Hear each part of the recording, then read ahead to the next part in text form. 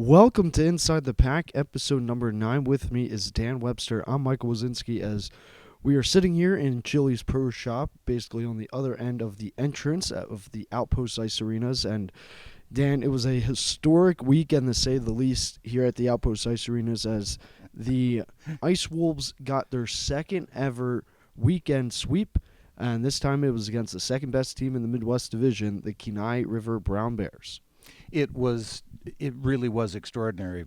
From the first game on Friday night with a goal that Alex Dominique had in the first period, it was just beyond imagination. Just the goal output this weekend, 12 goals over 2 games by so many different players.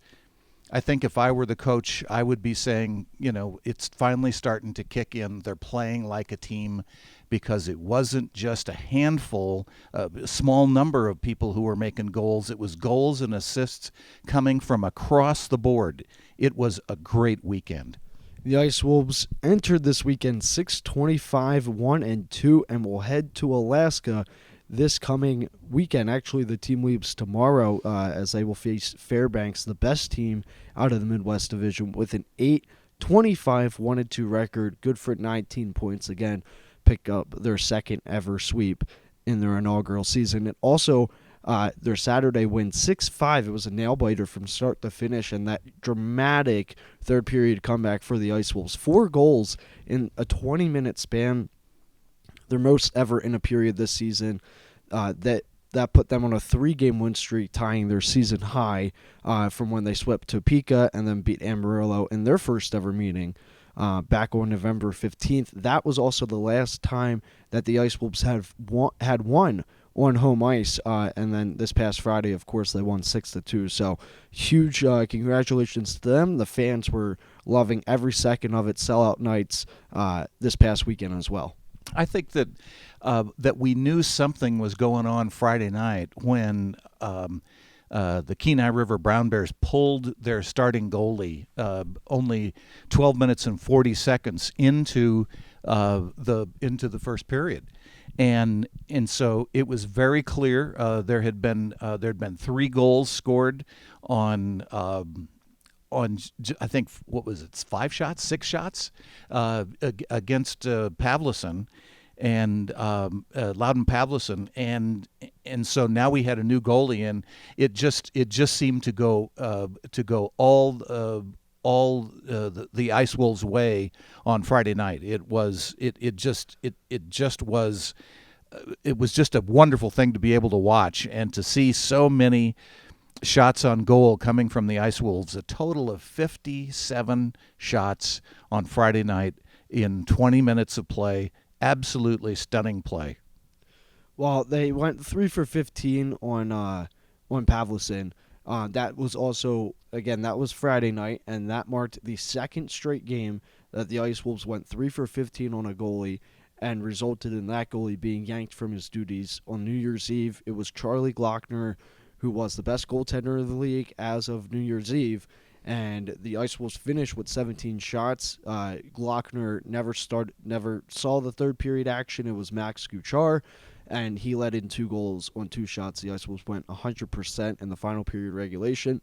Then on Friday, they set a new season high in shots, absolutely crushing their previous record of 41. Like you were saying earlier, they took 57 shots. Combined on with Pavlison and also Danny Frogger in between the pipes. 57 shots throughout the entire span of the game, which was just remarkable. They averaged over a shot per minute in the second period because they had 24. They almost finished the entire 60-minute span with a shot per minute. They were just 3 shy. But they were on a 3-game win streak. Things are looking up for this Ice Wolves squad. They are now 5-13, 1-1 on home ice. And as they start to propel forward, they will obviously be on the road for 4 weeks. It's going to be their longest stretch this season away from the Outpost Ice Arenas. When they come back, they'll be home for 2 weekends and then back on the road. But this is going to be an important road trip for the Ice Wolves because they go up against two teams out of the Midwest Division. They'll finish their season series with Fairbanks this weekend. Next weekend, they'll finish their season series against Kenai, who they are the only team that the Ice Wolves have not lost against this season in terms of a season series. Because obviously at the showcase, they play 4 individual teams from different divisions. So in terms of, division foes or the 2 Alaska teams, the Ice Wolves are dominating the Kenai River Brown Bears, put up 12 goals this past weekend in 2 games, allowed 7, and on New Year's Eve they put up 5 goals and allowed 2. So in the last 3 games they've allowed 9 goals and they've put up 17. So tremendous applaud for them, and hopefully going forward, again, Midwest is a very fast-paced game like we saw this past weekend. They'll come back about the 27th of January. They play the last day of January against Topeka in Topeka, and that will be the first trip out to Kansas this season for the Ice Wolves. Their next trip will be to conclude their inaugural season the first weekend of April. So there's going to be a little bit of, obviously, a gap between this, that meeting against Topeka to end January and to start February. And then also when we reach April. But they're a team that the Ice Wolves got their first ever sweep against as well, to put them on their longest streak of 3, which they are tied for now. Well, I think it's a good sign that they did so well on that New Year's Eve away game. Come back. You talk about home ice advantage, but I think that it was just that New Year's Eve victory in Amarillo against the Bulls was a pivotal game, and I think that I just detect such a positive feeling from the players now that they know that they can be winners. And I think that it's now sinking in, and especially this past weekend just told them that they can do this. They can pull off great things together. I was really surprised the first time I noticed it that how important psychology is in the game was in Salt Lake City. The Salt Lake Golden Eagles, when they were in the International Hockey League, and they were the affiliate of the Calgary Flames, and the Calgary Flames sent a guy down who I had never seen before practicing with the team. I mean, he was just present with them at practice. And I said to my partner broadcaster, Mike Barrick, I said, "So who's the guy from Calgary?" And he said, "Oh, that's the team psychologist." And I had no idea that teams had psychologists. And so that told me how important psychology is in playing this game, because a lot of it is just getting the right attitude. And if there's anything that the New Mexico Ice Wolves have picked up in 2020 is the right attitude. They're undefeated in 2020, Dan. That's right. I mean, it's nice to be able to say that, and it is true. And you just see it. You just can feel it in the tunnel when the team is getting ready to go out on the ice, or when they come off the ice after they've scored. Like when they came off the ice after scoring those 4 goals in the third period, they were 3 feet off the ground. They were just thrilled with what they did on that Saturday night game, that come from behind victory. That it just said they can do anything. Well, the Ice Wolves have, with their this past weekend sweep, with their 3 straight wins against the then second place team in the South Division, Amarillo Bulls, and now the second place team out of the Midwest Division, the Kenai River Brown Bears. Amarillo has surpassed Lone Star in the South Division, so now the Bulls sit atop the South with 59 points. However, because the Ice Wolves had such a good weekend, they now get out of 7th place, get out of last place in the South Division for the first time this season. They are in 6th place, 19 points with an .825 1-2 record. Above them at 5th place, on the outside looking in terms of a playoff spot, are the Corpus Christi Ice Rays, who are 13-23-3, good for 32 points. So obviously there's about 13-point difference between the Ice Rays and the Ice Wolves, but that's just a mere 6.5 games back. That's right. So with the Ice Wolves, they got plenty of games left to go. They've completed 36 in their inaugural season, so they have 24 left to be played. We'll see, obviously, 2 this weekend coming up. The Odessa Jackalopes, however, are severely struggling. Them and the Ice Rays just within the Change their last coaches. absolutely, and within the last week, almost back-to-back days. So, Jackalopes are on a 16-game losing streak. Obviously, 0-10 in their previous 10 games, but they are 7-25, 1-1. So they are starting to slowly go downhill as the Ice Wolves are starting to move uphill. The Ice Wolves are 3-0. Currently 3-6-1 in their last 10 games. They will see the best team out of the Midwest Division this weekend, who is currently on an 8-game win streak, 7-0-1. They're 8-1-1 in their last 10 games. The Ice Dogs are 26-9-1-2. Well, that's the fate and fortune of hockey. I remember when the Lone Star Brahmas were here, and I was talking to their head coach, and I said to him, "Boy, you guys got a great team." And he said, "Listen, we were where you are. We were losing too, and it just happens. And so now it's our turn to win, and we've won 3 games in the last 3, and so it's nice to be able to talk about a 3-game win streak. We'll just see how long that this goes, but I do think that what we have witnessed over the last 3 games is a complete shift in the way that this team looks at itself, thinks about hockey, thinks about itself. That when you have players who are scoring their first NAHL goals, when you have players who are racking up the assists, then you know that something is working right, and this is working right now, and let's just ride it for as long as we can. The Ice Wolves will pit their 3-game win streak against an 8-game win streak of Fairbanks this weekend. Another team that's struggling as well in the South Division are the Ice Rays, who are 0-8-1 currently. So 9-game losing streak for them. That's boding well for the Ice Wolves because it's allowing them to start catching up to 5th place. And at that point, I mean, the Ice Wolves are currently 30 points out of a playoff spot. So that's 15 games. They got 24 left. That's obviously a big number to reach. It is. And, I think that this team can easily start stringing together a really good stretch here in 2020. Will it get them into a playoff spot, come the last weekend of April? I'm not sure. They have to go up against some pretty good teams, but also what's a good talking point, Dan, is that after this trip to Alaska, the Ice Wolves are really going to be working a good portion of their season against Corpus as well as Odessa, who, again, have been struggling currently on losing streaks of 9+, with Odessa at 16. The longest losing streak this season. The Ice Wolves had a 12-game losing streak, won their first ever game on game number 13 in their inaugural season.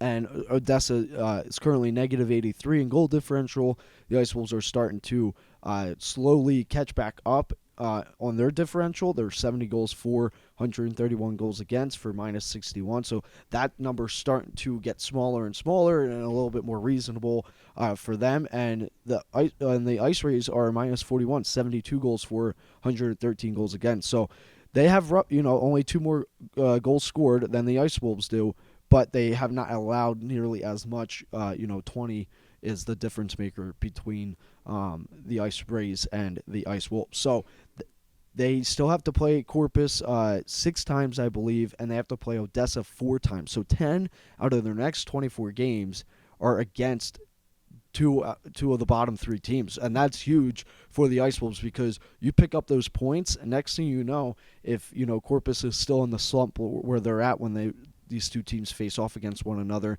in the next few weeks, I mean, those are points that you have to win. Not only was it important for the Ice Wolves to get a sweep this past weekend, and it's going to be a tough contest this weekend, as well as facing Kenai again 2 weeks from now, or a week and a half from now. It's going to be even more crucial to win those games against the lower seeded teams because you know that you're already beating teams in a playoff spot. Imagine them going up against teams out of the playoffs. Yeah, I think you're absolutely right. It's all about momentum and the lack of momentum for the teams that we'll be facing. But I think the wild card in all of this we have no idea. This trip to Alaska is going to be way outside the comfort zone for most of our players.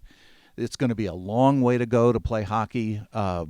There's a big time difference up there. It's going to be really cold now. Some of the players from the colder states like Minnesota, Wisconsin, Michigan, they may feel right at home.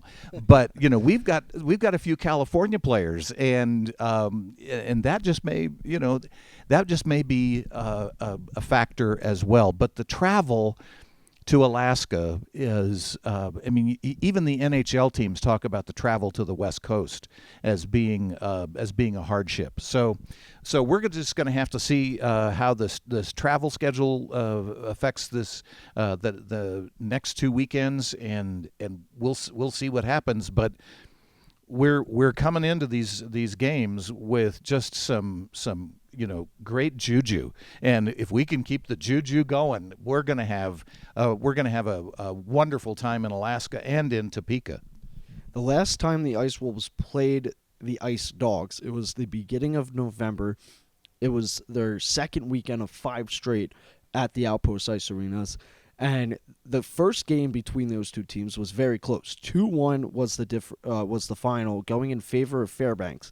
The next night, however, you could see that the Ice Dogs were just clicking and firing on all cylinders as they put up 8 goals. The Ice Wolves had 3. That was the final score. So Fairbanks currently leads New Mexico in the season series at 2-0. It's going to be a very tough contest, and I think with the confidence that this team has gained since within these last 3 games, especially, I was a little nervous going into this past weekend because the Amarillo Bulls, the team that the Ice Wolves beat 5-2 on New Year's Eve, swept the Brown Bears 2 weekends ago, and pretty dominantly, I might add as well. 5-1 one night, 8-1 the following night. So just absolutely manhandled the Brown Bears, and I was just nervous because the Ice Wolves had that weekend off. You're coming off a New Year's Eve game, end of 2019 on an awesome note, 5-2, your first regulation win against the Bulls this season on their final regular season meeting against them in Amarillo, and now Kenai, who is still trying to earn that first place spot out of the Midwest Division, and the top 2 teams get home ice advantage anyway in the playoffs, but you always try to want to win your division. They are chasing the Ice Dogs, and they had a lot to play for this past weekend. I was just, obviously aware of that situation, what could come out of Kenai.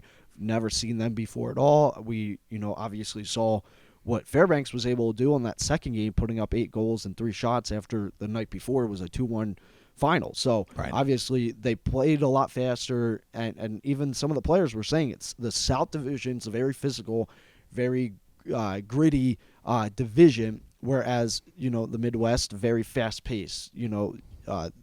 They are maybe a little bit smarter on the passing end of things, and that's where they can use those long stretch passes, the speed of some of the players to really get some breakaways, and that's what we saw on November 1st and the 2nd when they hosted the Fairbanks Ice Dogs. So this weekend, going into Fairbanks, I'm very curious and anxious to see how the first period is going to play out this coming Friday. I do want to mention that we are going to be having watch parties. I know that there's a 2-hour time difference, and Alaska is obviously 2 hours back of New Mexico time, so the games are scheduled at 7:30 p.m. Alaska Standard Time, so that would be 9:30 New Mexico time. We are scheduled to still have it. I know UNM Lobos have a game here this weekend. I believe it's Friday. So we are still scheduled. If you want, feel free to come out to the Outpost Ice Arenas. If you don't have Hockey TV, if you don't have a membership to it, we show the games here in the lobby. You can come over, late at night if you want. I don't know, how many people will show up, but hopefully a decent amount show up for the watch party. But for both weekends, even though we will be playing, it will be late here in New Mexico time. We will be showing the games still here at the Outpost Ice Arenas. Well, I've been up here for a few of the away games, and it is fun to watch the game with a bunch of fans. And the grill is open, and you can get good food and watch the game and listen to your call. And it's just it's fun to do. So come to the watch party. We've got 3 weekends away here. 4 weekends away, actually. We got Fairbanks this weekend, Kenai River Brown Bears the following weekend, Topeka, and then Corpus Christi. So for the next 4 weekends, watch parties.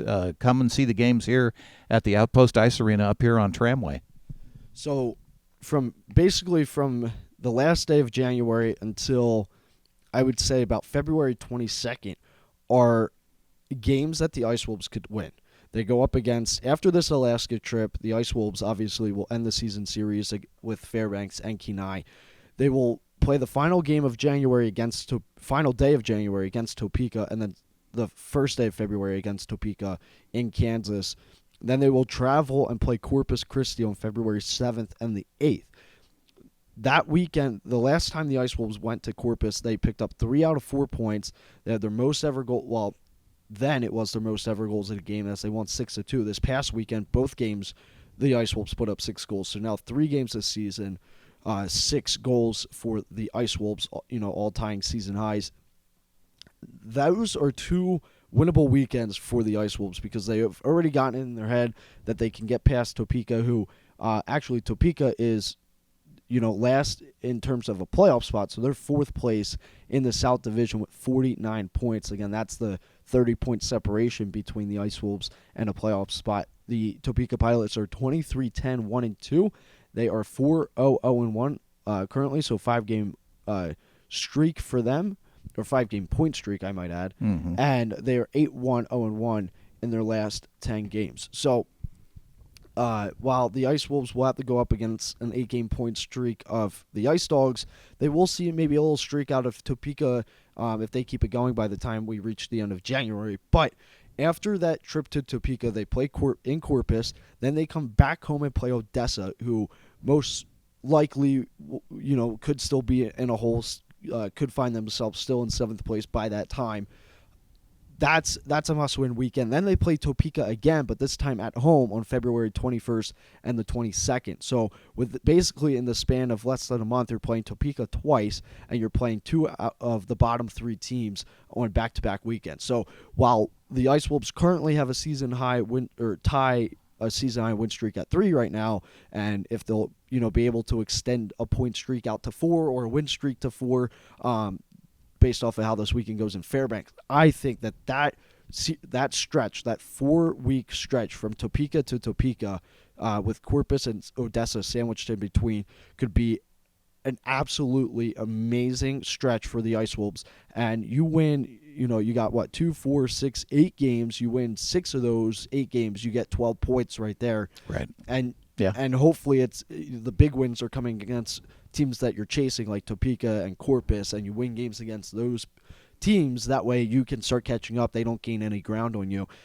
After that, though, they go and play Lone Star. They haven't beaten the Brahmas all season. That's going to be a tough weekend, and that's going to be at Lone Star for their final season series against them and the Brahmas. Then they play Corpus again. They play Shreveport home. They play Corpus again. So, towards the beginning of March, it's Corpus, Shreveport, Corpus again. Then they go on the road again for 2 weeks, this time going to Odessa, then going to Topeka, and that's how their inaugural season finishes out. So, realistically looking at it, the Ice Wolves are, if not including the Alaska teams and going forward, they're the only teams that they are playing that they have not beaten yet are Lone Star. They play them one weekend, and Shreveport. They play them one weekend. So all these possibility of games that this Ice Wolves team can win if they keep doing what they're doing, especially this past weekend and on New Year's Eve, and they replicate what they did in the first ever meetings between them and Topeka months ago. This is a team that really could be an underdog going forward, and if they string along some good wins here towards the tail end, they could really make a playoff push when a few people, might have been counting them out a few weeks ago, Dan. Oh, absolutely. People were counting them out. Just saying that this is a inaugural season, these things happen. But I think that what I've seen is tremendous confidence on the part of this team in both of their goalies. And I think the coaches have confidence in both of our goalies. Henrik Larsson, who's been here from the beginning, and the recent addition of Garrett Mackay. We heard Sean Henry talk about how Garrett has picked up on the signs and the calls, and that he's just slid in like a glove to be a goalie. I think the fact that they have two goalies that they can count on behind them has given them the confidence to do what they've done in the last 3 games, and that's go out there and take more shots on goal, get more scoring opportunities. I think that this team has really made a tectonic shift in the way that it's been playing. I think we're looking for a very exciting last half of the season. Going into this weekend, Dan, the Ice Wolves were 26 in the league in shots for per game and shots against per game. They were averaging 25.29 shots for and 37.38 shots against per game. They held the first game was 57 shots for, just absolutely blowing out their average, over doubling their average.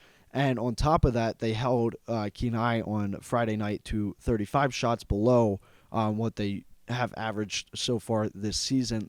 And Saturday night, the Ice Wolves put up 37 shots, again beating their average, and held Kenai to 34 shots, again below the average shots they allow again. So I think those numbers are a big thing to mention, because the Ice Wolves on New Year's Eve put up 17 shots, but they did score 5 goals. So obviously it was, a win for them, but something that the coaching staff would obviously like to see more of would be shots towards net. Amarillo they're one of the best in the league at not allowing shots get to their goaltenders. They do a good job of getting in the shooting lanes and blocking shots, but the Ice Wolves did such a good job of moving the puck around this past weekend, really creating a lot of times something out of nothing.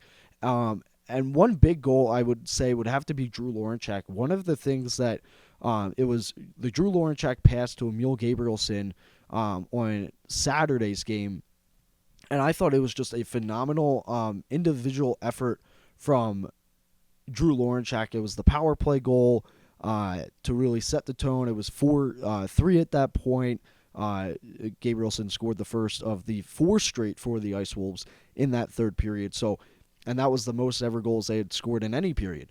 So obviously it was crucial for them to come out in the third, answer that quick 13-second goal by Kenai on Saturday in the third period by Skylar Gutierrez, and I think the Ice Wolves did a great job. And that play by Drew Lawrenchak, where he just weaved his way in, Holt passed it to him. Holt had 3 assists on the weekend, was honorable mention for Players of the Week. He also had his first NAHL goal as well on the power play back on Friday's game. But I got to say that Drew it looked like he didn't have anywhere to go. And then he found a little bit of open ice, made a guy miss as he dangled past him, and fed Gabrielson in between the circles for a one-timer. I think that might have been one of the most spectacular moves I've seen, and that just was showcasing what the Ice Wolves are capable of doing going forward. I think you're right. I think I mentioned to Drew Lawrenchak, I think on that game in December, that when I interviewed him after one of the periods, that we were saying his name a lot, and he's one of those players who makes things happen. There's no question. He was getting in the face of some of the Brown Bears, both on Friday and Saturday night. He wasn't taking, any intimidation from them whatsoever. He was standing his ground. He was present in those situations. There were a lot of altercations post whistle at behind each goal. There's no question. But when Lawrenchak was on the ice, he was in there, and I think that not only did Brandon Holt get a goal, but Prouty had a goal. Gomez had 2 goals.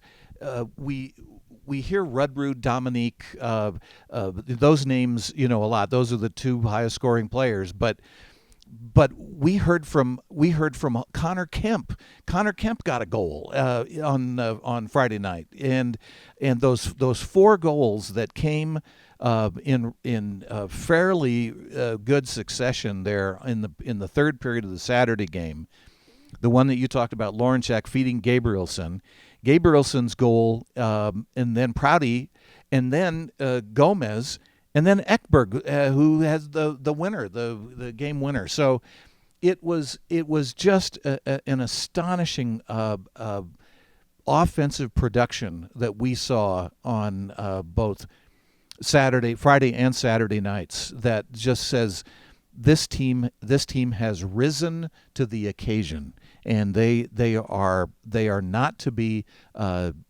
they are not to be dismissed. This is a team that can pull this off. They can get into the playoffs. They are, again, not mathematically eliminated, so plenty of time for them to catch up. And if you're looking at it this way, Dan, they got 24 games left to go. They win each one. That's 48 games, and that's 48 points. My apologies. So those 48 points, I mean, that could be a huge difference maker for them, because right now they're at 19. So that would put them at 66 points they can earn or 67 points. Yeah, is right. still their max that they can earn. And as of right now, teams that are above 67, actually there are no teams. The leading team in the league is the Amarillo Bulls at 59. So last year, well, I do think that there will be teams that can get up into the 60s and plus. There were only two teams last year that got past 67. One was the Amarillo Bulls, who finished with 98 points, and the Lone Star Brahmas had 70. Besides that, nobody else was able to get past 67. So Topeka, if they can, help us out, help the Ice Wolves out, start struggling a little bit, get on a big losing streak, that will keep them away from 67 if the Ice Wolves can put together a really big win streak here, or at least a point streak throughout their next 24 games. They can really start trying to catch up at least to fourth place. Currently, the Mudbugs are in third with 52 points. They're 26-11, and they are actually one of the only two teams in the league that have yet to lose in overtime or regulation. The other one, the Chippewa Steel, they are in third place out of the Midwest Division with 40 points. So we'll see the Ice Dogs this Friday and Saturday with 55 points, 26-9-1-2 is their record.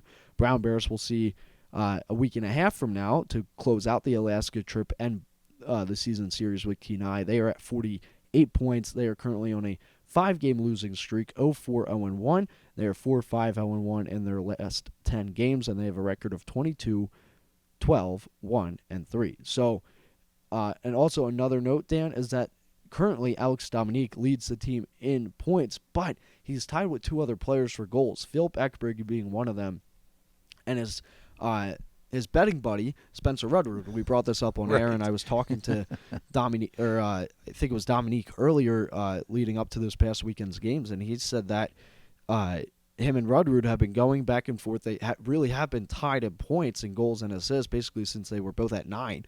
So this, I think, is the first weekend coming out of games where one of them has gotten a little separation. It's only by 1 point. Dominique has 8 goals, 10 assists. Rudrud has 8 goals, 9 assists. So, if Dominique doesn't pick up a goal or an assist this weekend and Rudrud picks up 1 assist, hopefully not. Hopefully they're both on the scoring sheet. They'll both be tied at 18 again with the same exact goals and assists. So it's crazy how these two guys are just going back and forth with one another. Dominique had 2 goals on Friday. Rudrud had himself a goal as well over the weekend. Ekberg, he had 2 goals over the weekend. Alex Gomez had 2 goals over the weekend. Both of his goals coming on Saturday. Prouty and Holt net their first NAHL goals. So fantastic weekend for the Ice Wolves all around, scoring from first line to fourth line. Yeah, it was just so totally amazing to see Alex Gomez, who's a big boy. He's about 6'4", and he was planting himself right in front of the crease.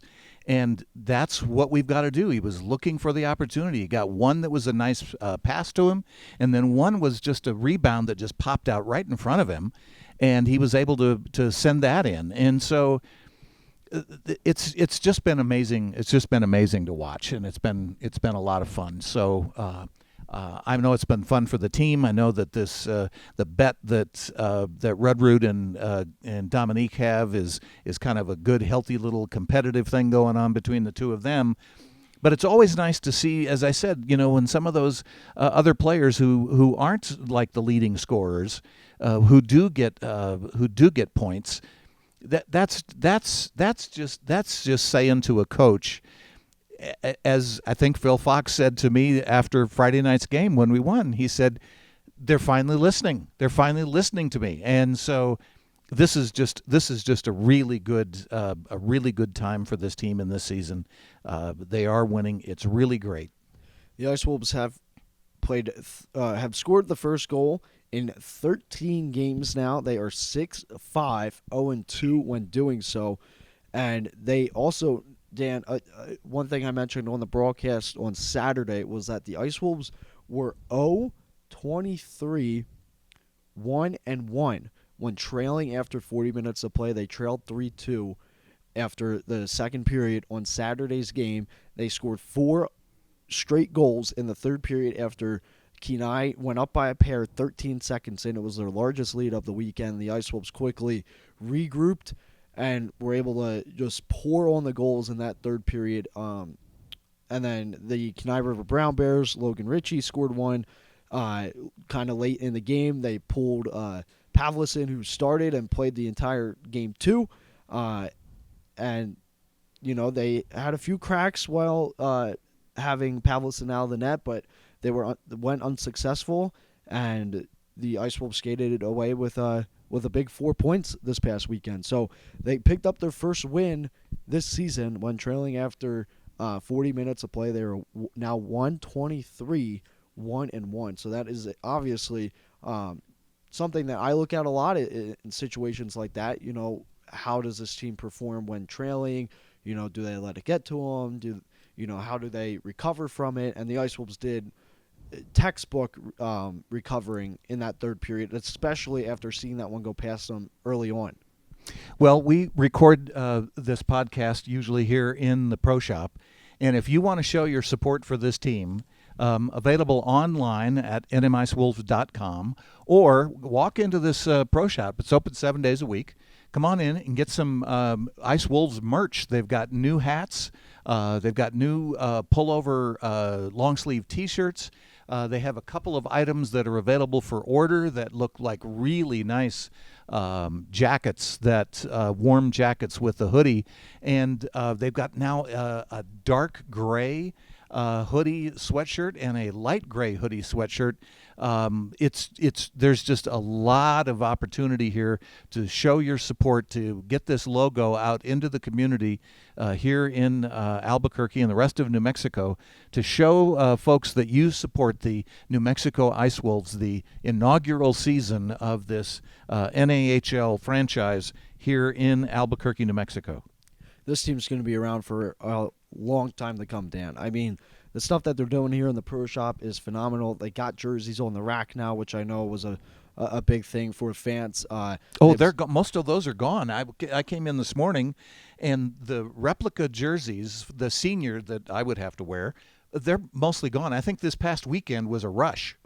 And here's the thing. So there's half of them that are like embroidered, true replicated ones, and then the others are sublimated. So it's kind of just a little screen print. Shreveport does all their jerseys screen printed and sublimated like that. So they have youth. They got the black and the white jerseys, youth and adults for both. But what I have noticed, and I saw some fans wearing the jerseys as well from this past weekend. Right. Is that the embroidered ones were selling like wildfire here. But feel free to stop by the Pro Shop. They're open throughout the weekdays as well. That's why that's where we're sitting right now and doing this podcast.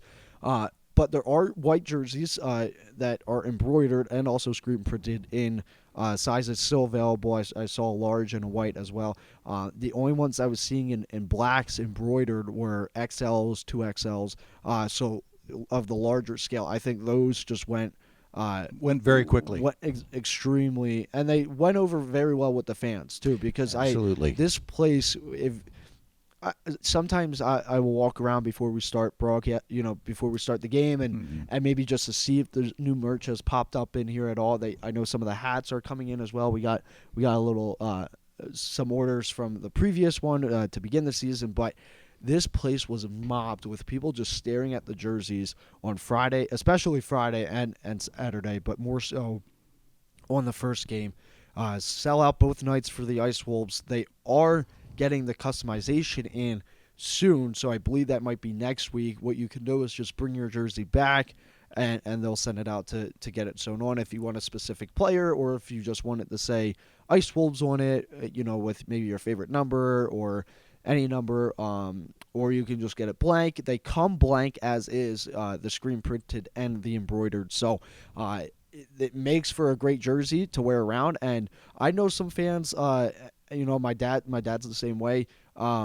Especially maybe with the minor teams and maybe even juniors, is that some of the fans get non labeled jerseys because it's always changing so much, and I get that as well. But I think that this team, how young they are, there's going to be a large portion of them here next year, and how awesome would it be to have a jersey with that guy's name on it that went to the NCAA, that went pro? Yeah, it's one of those things that that junior hockey and minor league hockey fans love to be able to say, I knew him when. And that was no more evident than it was this past weekend when I noticed a Maryland Black Bears jersey, and on the back it said Henry, because Sean Henry played for the Maryland Black Bears last season, and his billet family, his host family from Maryland, came here to see him play. They also wanted to see another one of their players who they had hosted, but to see that Sean Henry jersey with that unique Maryland flag inspiration on that uniform sweater. It just said connection. It's a connection to a player who you want to support, and they obviously, by opening their home, really supported Sean Henry and a couple of other players, and their host families again this year. And so that's just a wonderful way to connect with your team. So come on in here to the Pro Shop. It's filled with all sorts of great things that you can be wearing in the community and support the New Mexico Ice Wolves as they have their inaugural season this year. Well, Henry's not just the only guy from the Maryland Black Bears. We also have Philip Ekberg and Emil Gabrielson, who also spent time with the Black Bears, who started their inaugural season in the North American Hockey League last year. We also even have Finn McLean on the roster as well. So Maryland's helping us out, giving us a lot of good talent here as of lately. Because Emil Gabrielson, Philip Ekberg, two of our top 5 players in terms of points. Finn McLean getting right back in the lineup. Obviously, Zach Frisk no longer with the team. And Sean Henry as well. He was a big dominant threat on the back end of things on the defense. I know he's been out for a little bit, with an upper body injury. So he should be recovering well, so I'm out there today practicing. So we'll have to wait and see how this team how this team looks in Fairbanks this coming weekend. And it's going to be such a quick turnaround because, like you were saying, 2 hours difference. They're obviously Alaska's 2 hours back of New Mexico, but the team won't be leaving until tomorrow morning, and it's going to be basically an all-day flying session for them. Oh, sure. It takes a while to get up there. And then on top of that, by the time they get settled in, acclimated to everything, they're really just going to have one day to get used to it. They're going to morning skate most likely on Friday, like usual, and then, they'll have the game Friday night at 7:30 Alaska time. So, it'd be interesting to see how they play out, because when the Brown Bears came here the previous weekend, the weekend before was them against Amarillo in Amarillo. So they had already adjusted to, obviously, I know that there's an hour difference between New Mexico and Texas, but, they had already adjusted a little bit to the elevation. They had already adjusted to being in this area, into this weather. And now the Ice Wolves are going to have a day, basically 2 days, maybe 2.5 days to get used to it. And again, they play 7:30 on Friday. Dan, don't forget that in Fairbanks, you only have twilight. It's, this is a time of year when it's dark for a whole lot of hours, and then you get some twilight, and then it goes back to being dark again, because that's what happens in the winter in Fairbanks. My college roommate it was up at the Army post. I think it's Fort Wainwright up in Fairbanks, and he sent me a picture in the days when you put it in an envelope and sent a mail. He sent me a picture of him at 2 o'clock in the morning in the summertime, and it was just bright sunlight. Well, it's wintertime up there now, and it means that they get several hours of darkness. So that also is going to be a very interesting factor to see if that's going to affect some of the folks from the lower 48, or as Alaskans like to say, from outside. Well, Dan, it's going to be sunny this weekend in Fairbanks, Alaska, and by sunny I mean negative 13 degrees as a high. That is the current high for Friday's game, and a low of negative 21. Saturday's game will be, again, mostly sunny with a high of negative 14 degrees. Okay, it says mostly sunny, but how many hours of sunlight are there? I don't know. Currently today it said it's a high of 4 degrees, so it will slowly get colder. And when I saw that we had the Alaska trip on our schedule, I quickly rushed to my computer. I said, coldest months of the year, or coldest time period of the calendar year for Alaska. And can you take a guess as to what the exact day or kind of few days it is the coldest time to be in Alaska? Probably January, and probably January 17th and 18th. It's actually January 15th, so that is, this week leading up to it. And yes, their coldest time period is the middle of January until basically, towards the end of January is roughly when it is the coldest. And like you can see, today's a high, but as we get closer to the 15th, which is tomorrow, it's already a high of 4 today, but it drops right to negative 11. And so forth and so forth. Thursday, when I get into town, it's going to be negative 17 degrees. And then the team will make the long trip to Kenai. So that's obviously going to be a little bit of a difference possibly in weather. Obviously, there's a long travel distance between Fairbanks and Kenai. Right. And the team will drive an hour to Anchorage on, Sunday night into Monday morning on the 27th, and then fly back to Albuquerque, New Mexico.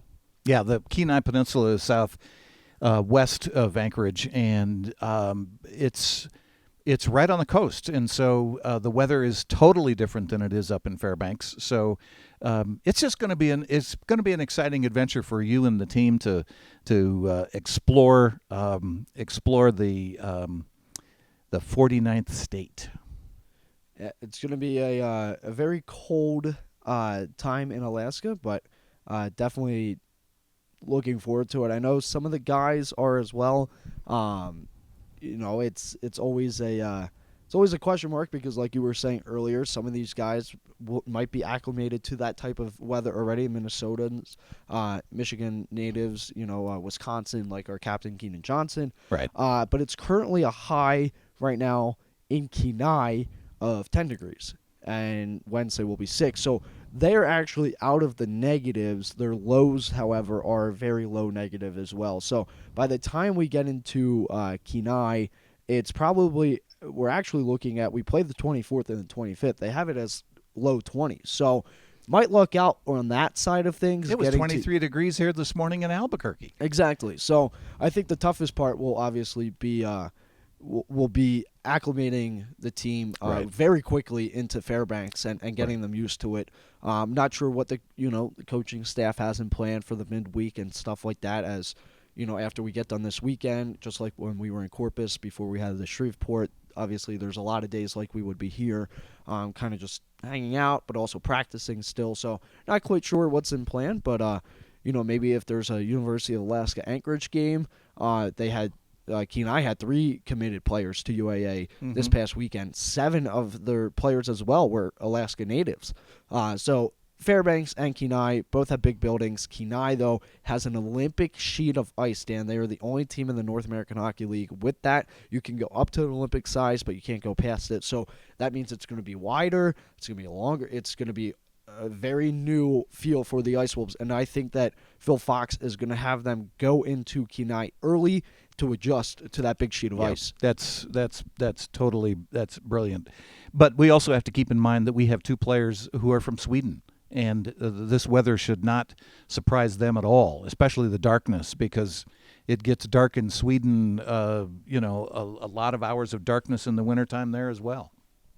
Well, I know we were scheduled to interview Brandon Holt, but I was trying to catch him before they had their team meeting about this Alaska trip today at 11:45, so I don't think we're going to catch him in time. Unfortunately, I would have loved to have sat down with a new NAHL goal scorer this past Friday from Grand Forks, North Dakota, and he got honorable mention for Players of the Week because he had 1 goal and 3 assists. This past weekend against Kenai. We had a bunch of other players get 2 points, 3 points, but he was the only one with 4, so he got nominated for it. Congratulations to Brandon Holt from Grand Forks, North Dakota, who also might be pretty acclimated to cold degree weather up there, the northern Dakota, so they also get fairly hit with a good amount of snow and cold weather from time to time. So.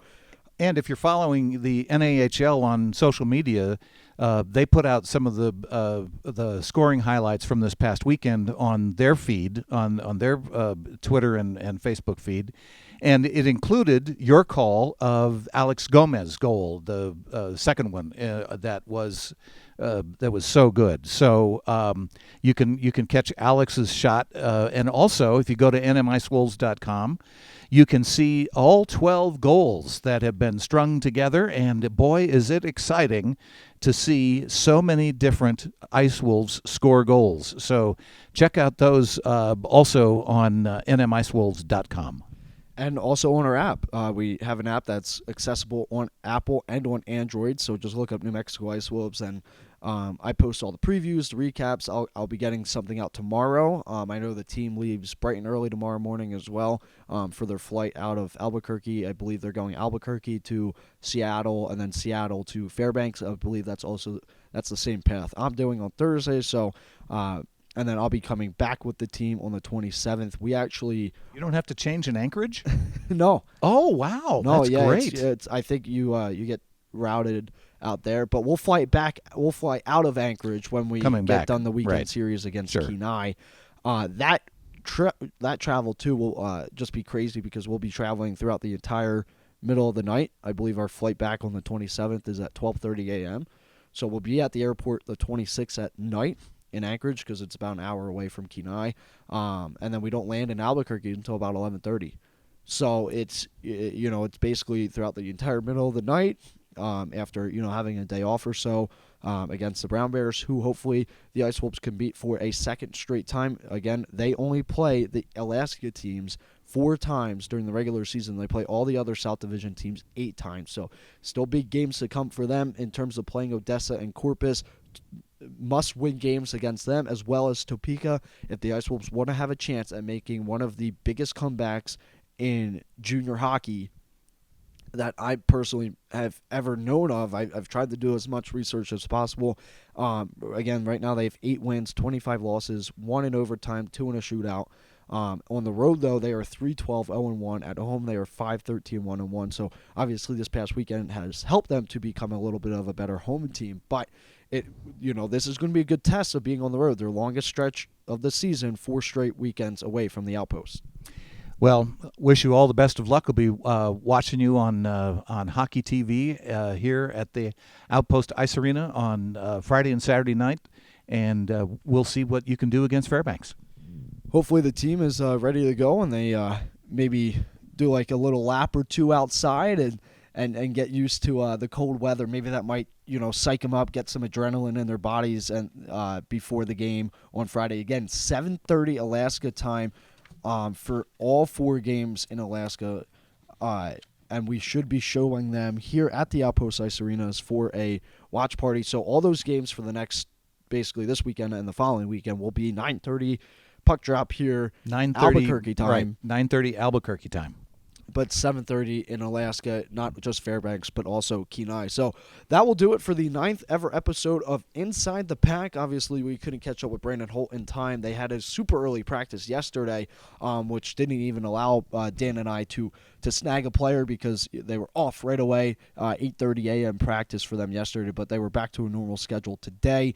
And they had a team meeting at 11:45 to discuss the itinerary for this Alaska trip. The team leaves tomorrow. I'll leave Thursday, but we'll all be together on Friday, and hopefully we can could get a 4th straight win. It would be the longest in Ice Wolves history. It would also be the first win against the Ice Dogs this season. They only play them 2 times to conclude their season series. That is this weekend, and then the following weekend they go up against the Kenai River Brown Bears, who they manhandled this past weekend in Albuquerque, New Mexico. For Dan Webster, I'm Michael Wazinski.